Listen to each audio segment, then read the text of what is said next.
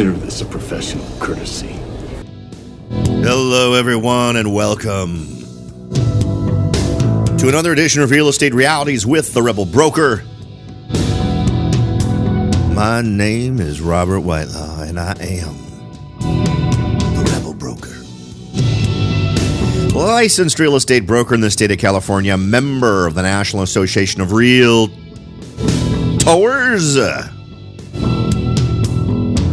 But please don't hold that against me.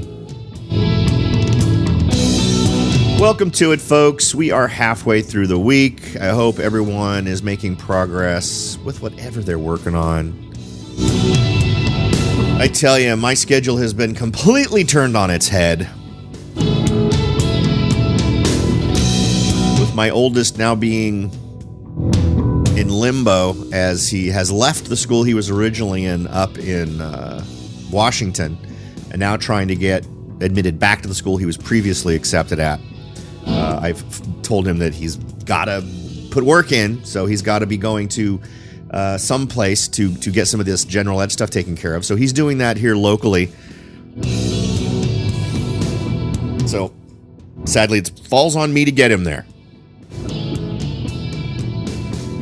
So there's that. Nothing you need to worry about, but it has definitely thrown a wrench into my routine. But it's what we do for our kids, right? Welcome to it, everyone. We are going to discuss a couple of interesting things today. A little bit about some numbers on economics of the average person in the U.S. right now. So much of this, I think, feeds into things we've been talking about. And you know, when people wonder why we're not seeing bigger numbers in terms of folks listing homes and uncertainty and other types of things. Despite the fact of what we're going to talk about, there's still buyers out there. And the only thing that's really saving this real estate market is this ridiculously low inventory. I tell you, if we had even average inventory numbers, it would absolutely be a buyer's market. At least in my local area. That may not be the case where you are, but if we could just get back to some even typical numbers for inventory, I think we'd be in a pretty good place, and I don't think we'd see numbers going as crazy as we are. One thing I wanted to point out, now I'm glad I finally re-bumped into this. Now, I had a listener who reached out via Facebook, and this was a little while ago. I think it was back in middle to late December, who wanted to bring to my attention some interesting things related to flood risk and how it's looking like we may see a change for folks. Now, this could be a huge impact on people across the country, whether you're an investor or a homeowner of any kind. This could be a big deal. Now, the news article that he actually sent to me was from BBC News, but U.S. flood risk severely underestimated is the headline. But the takeaway from this is something all of you should be aware of, particularly if you're in any areas where, floodplain stuff is even a little bit of an issue. And you don't necessarily have to be someone on a coast. I'm not on the coast, but we do have a reservoir nearby. So yeah, there's floodplain stuff where I live. This article talks about scientists and engineers that have teamed up across the Atlantic. So this is an Atlantic focused article, but they are thinking about redrawing the flood map of the United States, and that could throw insurance into a very confusing time. It would suddenly mean that folks who didn't need flood insurance before may need it now. It may change if you currently have flood insurance. But you're in not a severest risk of flood damage area, and the status changes to higher levels of risk. Your insurance rates would go up. So this could have a dramatic effect for an awful lot of folks. According to this article, the work they've been doing has revealed that there are 40 million Americans at risk of having their homes flooded, more than 3 times as many people as federal flood maps show. Right? So 3 times more people are at risk than are actually represented in current flood maps. The UK-US team say they've filled in vast amounts of missing information in the way flood risk is currently measured in the country, and they presented the work at the 2017 American Geophysical Union meeting. The mapping project includes areas across the U.S. that are on river floodplains and those at risk of flash floods associated with heavy rain. So again, doesn't mean that you need to be coastal. If you're anywhere in the country where heavy rains could happen, I mean, you could be in Phoenix. For those of you who live in Phoenix, you know that when it rains really heavily, all kinds of funky flash flood stuff happens there. So this could be a big deal.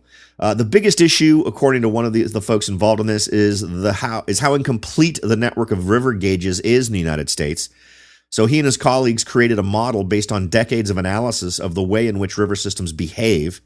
This model fills in those data gaps, meaning the probability of flooding can be worked out in every river catchment area.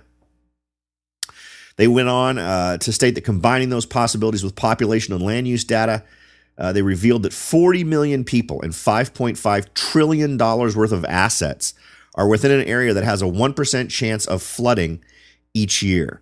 When you combine population data with government flood maps, which are created by the U.S. Federal Emergency Management Agency, or FEMA, they only have 13 million people on that floodplain. In this area with a 1% chance of flooding every year, also called the 100-year floodplain, is nationally recognized as the area of high flooding risk. FEMA charts this area on its official flood hazard map, which is used to inform a national flood insurance program. Now, what's interesting is every transaction I do when I get natural hazards disclosures, for instance, I just ordered my NHD packet for a transaction yesterday. That's one of the things. You get a map that tells you and a statement that tells you where this home is in terms of the floodplain, and that informs things like insurance decisions and everything else. Even in areas they claim to have studied, a lot of the smaller river reach has just been ignored. So as this progresses, I think this is something to look forward to, not in a positive way, but in terms of this potentially having an impact on your future insurance needs for your property relating to floodplains. So what do you do?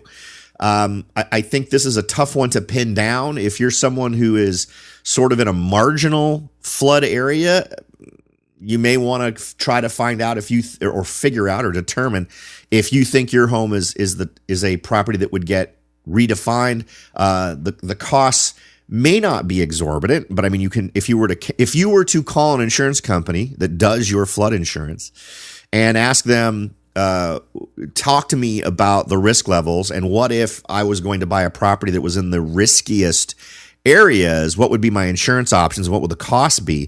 Figure out what that additional cost is, and figure out if you're currently in a situation where the odds are you're probably okay, but if you're really on the margins, if you're really just barely positive cash flow, you will want to do the math and make sure that this isn't something that might tip you over the scales and make your property not cash flow. Now, that shouldn't be the case. I mean, I can't imagine that the amount would be big enough that it would eat up all of your profits for the year. But just something to be aware of. You always want to make smart assumptions with your properties and be as forewarned as possible. And if you are very concerned that you've got a property that's really just marginally performing and you think that it could potentially be negatively affected by this reassessment of the floodplains, then maybe it's time to cash out and move on to another property. So just things to think about. I wanted to make sure everyone was aware of that. In other news today, I always like to, in our bin of areas that we keep track of, that we pay attention to try to figure out where markets might be going. Las Vegas always fits in there. That always seems to be one of the ones when things are going wrong there. You tend to start seeing things going wrong elsewhere. Las Vegas real estate in December, sales were down year over year and inventory was down 36%. Another reason why I really wanted to point this out was a couple of shows back, I think I blended what was going on with Sacramento and Las Vegas real estate numbers, because I had remembered reading an article about those areas where I had said that sales were down and inventory was down, and that is not the case in Las Vegas, but that was the case in Sacramento. So it's interesting to see how things are sort of changing in different regions. According to the folks at Calculated Risk, Las Vegas is a key distressed market. They saw the largest price decline following the housing bubble of any of the Case-Shiller Composite 20 cities, which I think explains why we typically keep it on our cities to watch list whenever we're trying. Now, if we get into the data as reported by the Greater Las Vegas Association of Realtors, also called GLVAR, They reported that 2017 was one of the best years on record for local home sales and that home prices continue to increase from the previous year. By the end of December, they reported that 3,827 single-family homes listed for sale without any sort of offer. That's down 35.7% from 1 year ago. For condos and townhomes, the 656 properties listed without offers in December represented a 27.9% drop from 1 year ago. The total number of existing local homes, condos, and townhomes sold during December was 3,204. Compared to 1 year ago, December sales were down 3.5% for homes and down 14.8% for condos. Let's see. According to Gilvar, the 46,598 total properties sold during 2017 make it the third best sales year on record and the best year for existing local home sales since 2011. The 2017 sales total exceeds the 41,720 such properties sold in 2016. They reported that 25.7% of all local properties sold in December were purchased with cash. So just over a quarter are still being purchased all cash compared to 28.7% 1 year ago. You know, a relatively small change. That's less than half of the February 2013 peak of 59.5%. Nearly 60% in February of 2013 were seeing 60% all cash offers, indicating that cash buyers and investors are still active, but playing a smaller role. Now, think back to what we were talking about in 2013. Now, believe it or not, I know I have for a few listeners out there who have been with me since 2013. I know I've got one man, and if I remember right, he's been with me since the beginning, since 2007. Remember what we were talking about? There were so many different elements in the Las Vegas marketplace where we had a listener who literally pulled up stakes and left Los Angeles to live in Las Vegas to take advantage of the properties that had stopped paying their HOA dues. Do you remember that? And it was maybe 2 years ago. Was it 3 years ago when the Las Vegas Supreme Court basically said, you know, if someone came in and here's what was going on. I apologize. I'm kind of assuming people know what happened in Las Vegas. You could go in and at an auction buy a property or get control of a property based exclusively on paying the back HOA dues. They just auction it off for the HOA dues. So these folks were able to acquire control of a property for handfuls of thousands of dollars, right? It was just ridiculously small amounts. And one of the listeners to the show who kind of clued me into it, we interviewed him on the show and had him chat with us about what was going on, was acquiring these properties. And you had enough, you had control of the property, meaning now you could rent it. So that's what he was doing. He was acquiring these properties through these auctions, getting the keys, having controlling interest of the property, and renting them. And the idea was, even if the court system decided against them, it would take them long enough that you'd get enough rent over that period of time that you'd walk away still profitable, even if you suddenly lost ownership of the property. Well, and what ended up happening is the banks who held a note didn't end up owning the properties. The people who ended up owning the properties were the people who had paid those HOA dues. It was an interesting sort of Vegas specific thing. And that's what was happening back, if I remember right, in 2013 when these kinds of things were going on. So not only were you seeing this 60% of purchases being all cash, you were seeing this sub-market within Las Vegas where folks were buying control of these properties, kind of gambling, rolling the dice that the courts would decide in their favor, and they would end up owning the properties, and they did. And if I remember right, I don't know if this gentleman still listens to the show or not. I haven't heard from him in a while, but if I'm not mistaken, at one point, he had close to 20 properties under his control, and literally at the stroke of a pen, he now owned all of those properties outright because he had paid, there was no financing on these auctions, so he owned them all. And suddenly he had all this equity. And I remember having a conversation. I reached out to him via phone literally within an hour of the decision being publicized.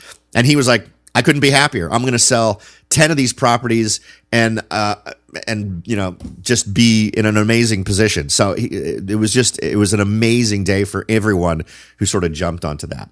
All right. So anyway, reminiscing about the old days in Las Vegas. So there you go. That's kind of the play out here, which doesn't, to me, indicate a weakening in the marketplace. I mean, we're seeing the sales are down, but prices are up, which is the same dynamic we've seen all over, which basically translates to, it's not that there's fewer buyers. It's just there aren't enough freaking homes for buyers to buy. Again, it's an inventory problem. All right, folks, we're going to take a quick break. But when we come back, we're going to have that chat about family net worth. What's going on with families? What's going on with money? Where are people sitting today? Because remember, those are the folks that are our customers when we want to invest in real estate. When we want to rent, these are the folks who become our renters. So we're going to talk about the state of their finances when we come back. So don't go away. We'll be right back.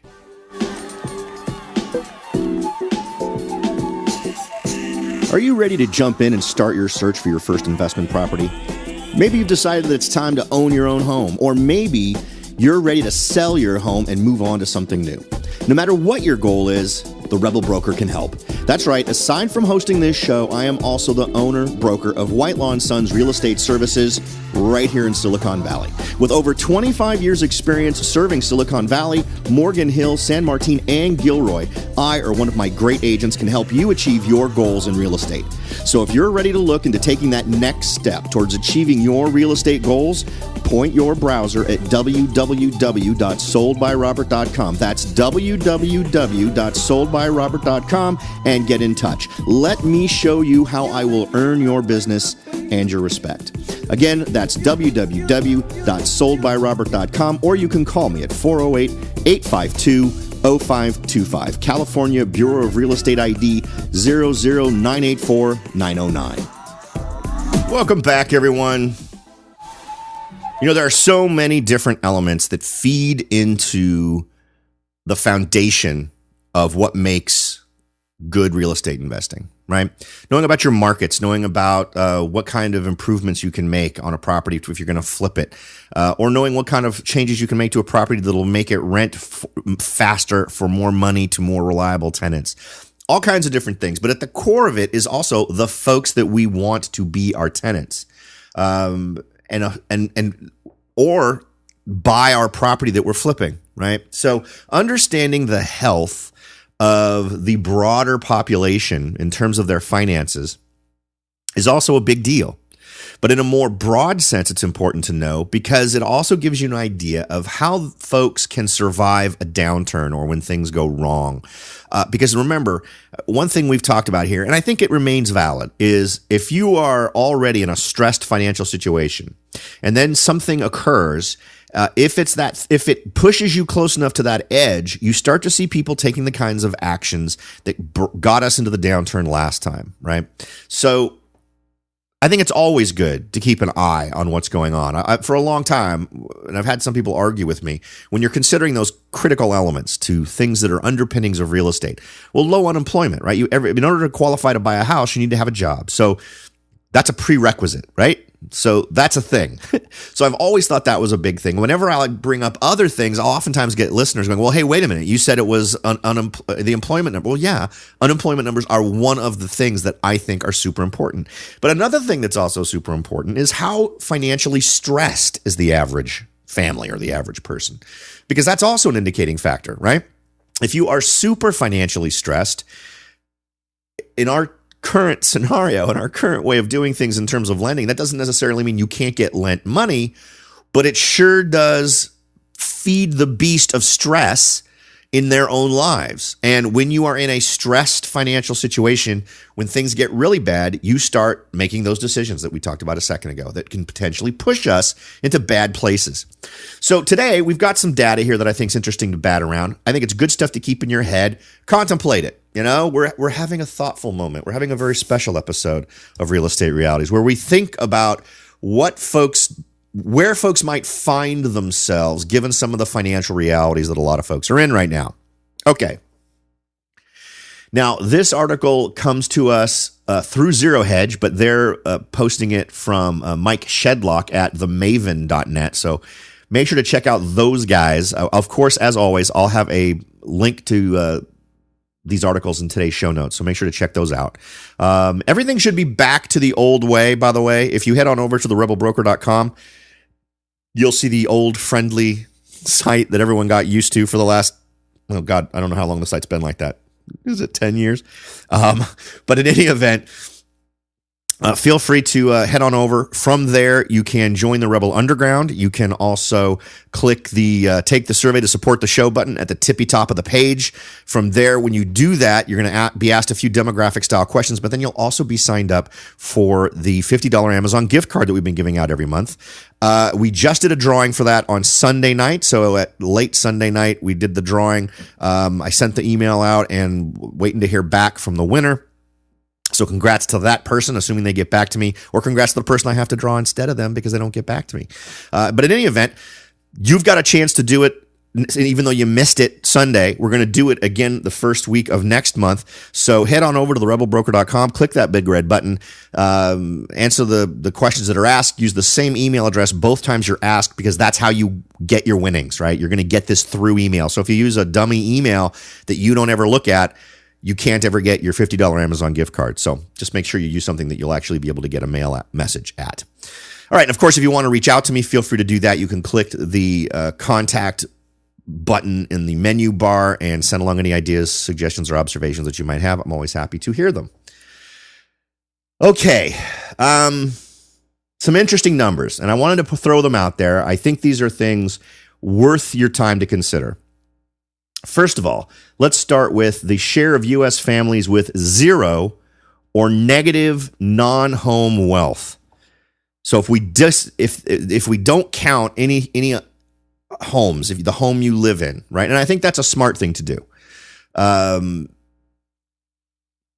Because remember, one of the things we're talking about that ends up being at risk in a downturn scenario is we end up seeing a marketplace where the values of property start to drop quickly, right? So there really is no way for that equity to be of assistance. When things start dropping like that, banks aren't going to loan. You're not going to be able to get a home equity loan. I remember I had a home equity line of credit on my house when the downturn happened last time.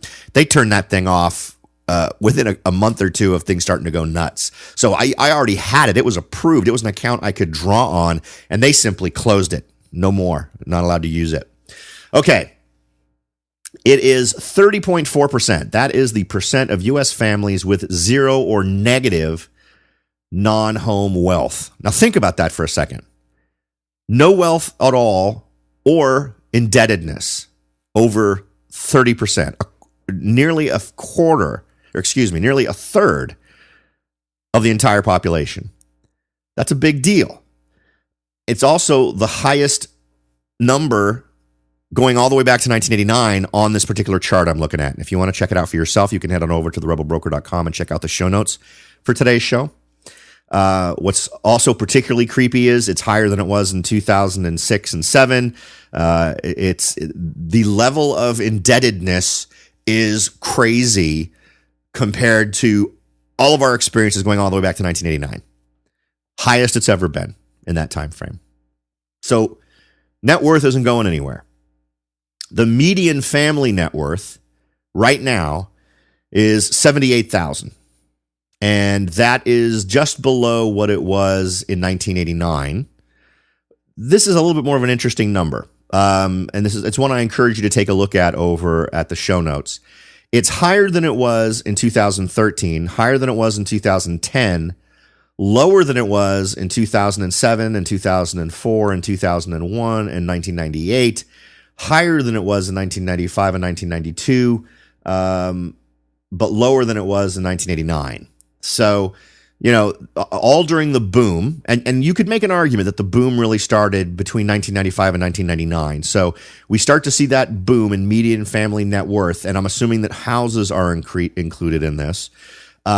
We see that nice big bump right up till 2007, where it went up to nearly 120,000, and now it dropped dramatically in 2010 and 2013, and now it's back up again. And I'm willing to bet all of the improvement we've seen from those two previous reported numbers in 10 and 13 are because of property values, right?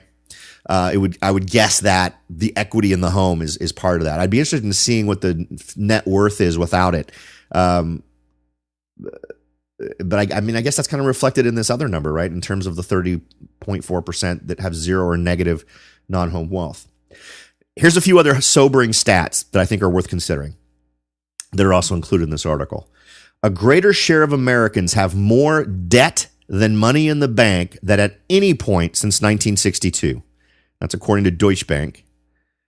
Number two, 30.4 of U.S. families have negative net worth despite the recovery in housing and the stock market. That's a point I was going to make here in a second.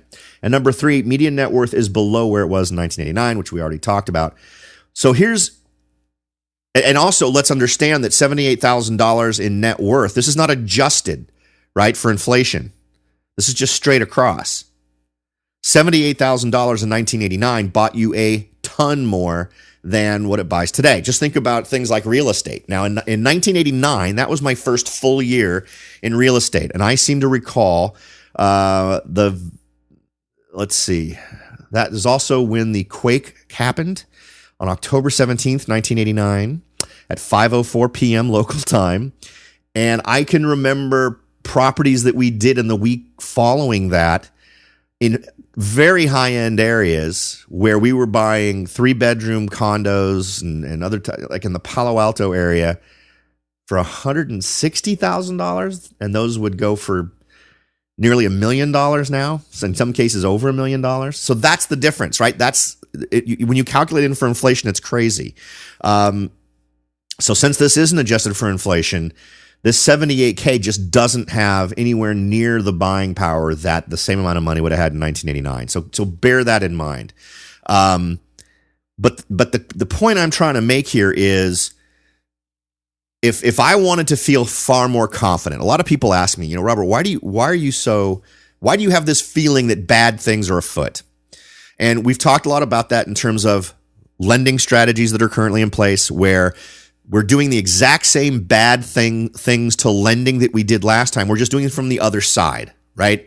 We did this goofy stuff in terms of just saying stated income. Just tell us how much you think you make, and we'll go with stated income. To not allowing that, now you have to document all this stuff, but we're screwing with how your credit rating actually gets calculated. So we're causing the exact same problem.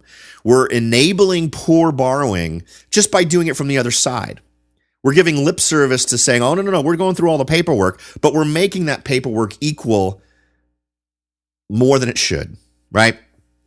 We've talked about overall indebtedness, a lot of things relating to the millennials and how much education debt that they've accumulated. And all of these various things. But in order for me to feel much more confident about this, to feel better about the employment numbers, which are good, to feel better about the fact that median family net worth is actually up from the last couple of times it was reported since 2010 and 2013.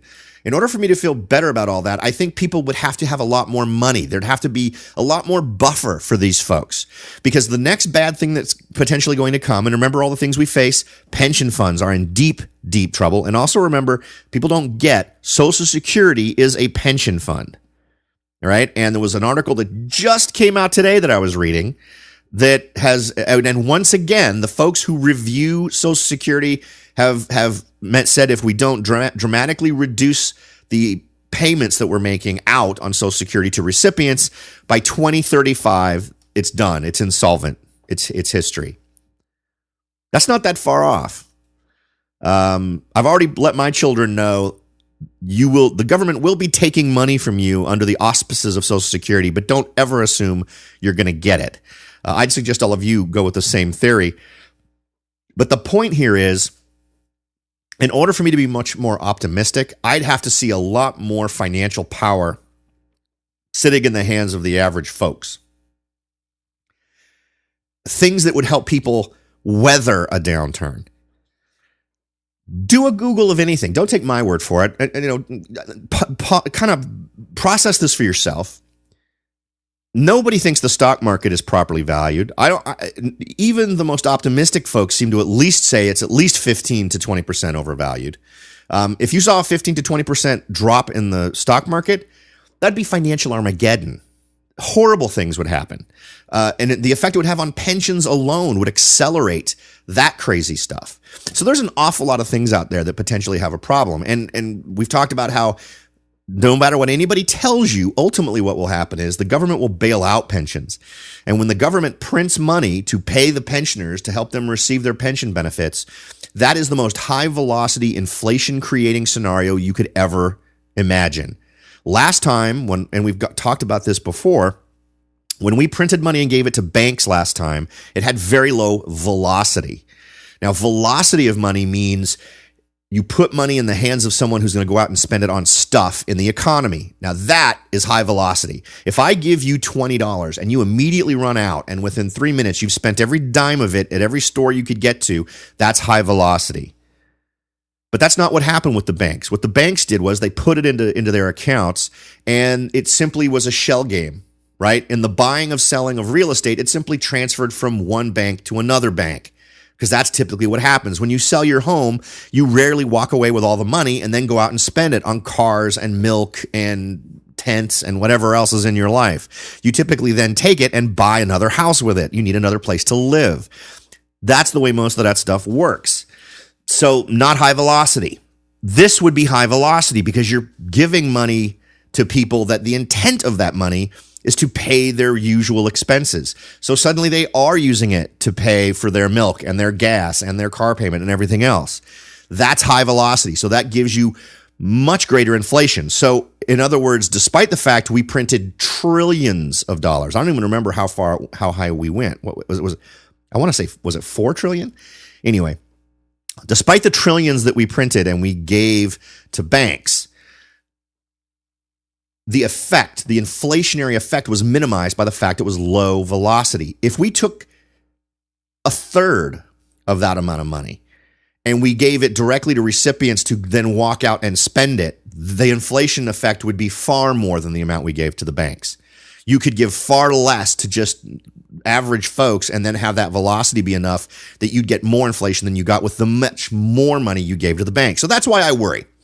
Inflation would be bad suddenly with dramatic inflation. Suddenly, it's the invisible tax, right? That's what inflation is. You print more money, you create inflation, particularly with higher velocity printing of money. And what you end up with is an invisible tax because you never actually have a line on the IRS form that says inflation.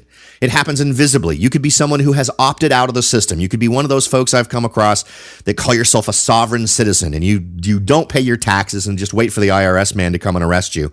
So you've never paid taxes, but you're paying inflation.